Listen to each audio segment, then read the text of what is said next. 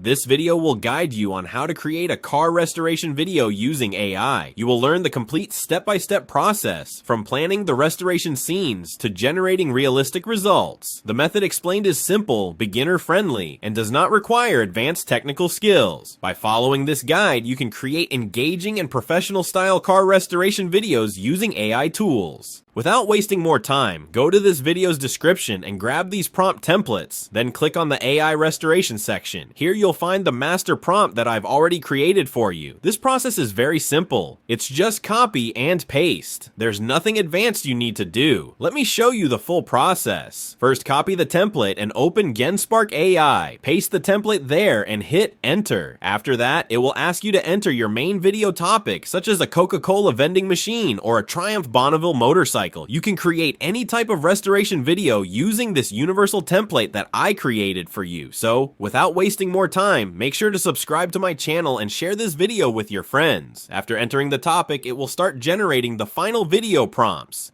I've divided the process into 3 parts. In the first part, you will get video prompts from phase 1 to phase 15. One important thing, do not try this prompt template in ChatGPT because ChatGPT can't handle very long responses properly. The first prompt may look good, but after 4 or 5 phases, it starts losing important details. As a result, your video may look unprofessional because the main topic and consistency will be lost. For this type of video, use GenSpark AI or any other chatbot that supports long responses. With my prompt template, you will get highly detailed prompts with consistent character and color details, so your video looks professional. In GenSpark AI, generating prompts may take some time. As you can see, phases 1 to 15 generate successfully. To generate phases 16 to 25, simply type part 2 and hit enter.